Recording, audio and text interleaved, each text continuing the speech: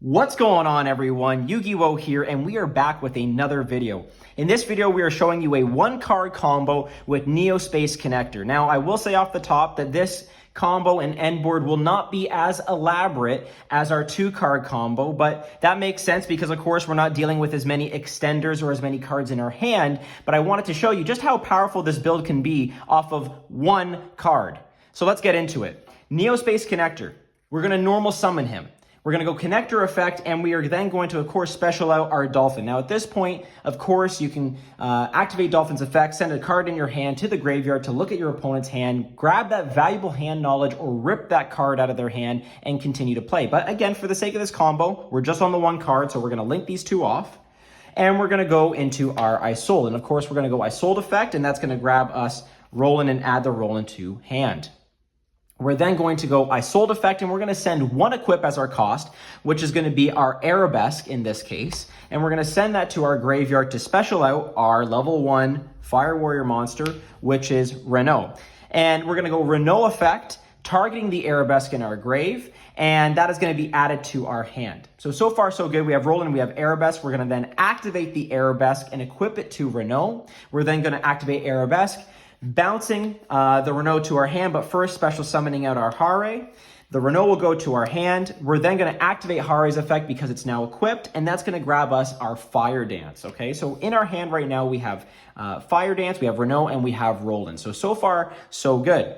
Because we have a Fire Warrior on the field now, we can special summon out the Renault, and that becomes a tuner. Now, as you probably can predict from now, we've got a level 1 tuner. We have a level 3. This gives us instant access to our Herald line, so we're going to do that. We're going to synchro off these two over here, and of course, the Arabesque falls off as well, and that will bring us to our Herald of the Arclight. So at this point, again, if you have more extension in hand, you can keep the Herald on field. If you don't have Ohime in hand, however, this is a line that will bridge into that play, and we'll show you just how we do that.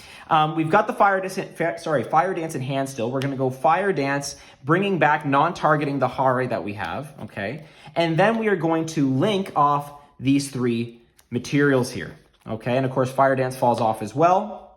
And that's going to go into our 3 negate Apo over here, okay? Now, at this point, we can then trigger off the Herald effect in our graveyard to look for an Ohime. And at the current time, we have Ohime and we have Roland in our hand. So we're then going to go Ohime effect, search for a Ceremony, and then discard the Roland. Now, of course, if you want to keep the Roland in your hand for the clapback, you certainly can, but this is just to show you how much advantage we can get off of just the one card. So then we're going to fire off the Ceremony, we're going to special out our Ohime, and the Ceremony will hit the graveyard. We're going to go Ohime effect, and we're going to dig into our graveyard and grab the Arabesque and equip it to our Appaloosa, okay?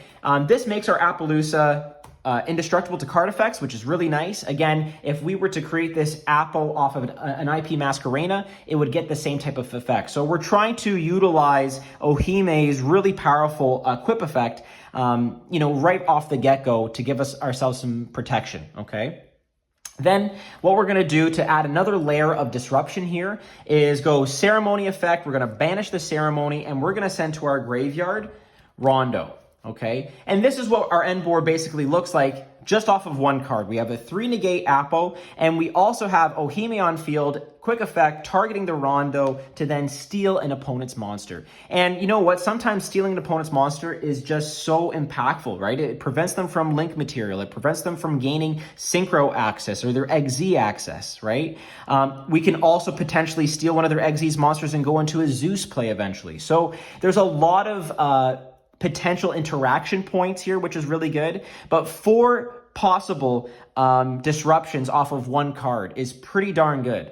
But that's it. That's the simplified end board state here. I hope you guys really enjoyed this video. If you did, please like and subscribe. It means so much to me. You guys have been absolutely flooding the page with an amazing amount of support. So thank you for that.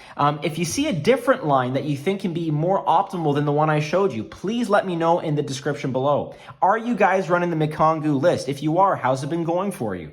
I'd love to know your experiences with the deck list. Don't worry, we're continually cooking and optimizing the deck as we go. But I just want to say again, this has been such a fun deck to play, and I hope you guys are also enjoying the content that's coming out of it. So anyway, with that all being said, folks, this is Yu-Gi-Oh! On YouTube, signing out.